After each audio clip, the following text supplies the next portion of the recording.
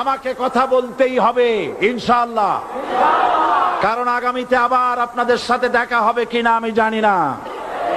কথা বলতেই হবে।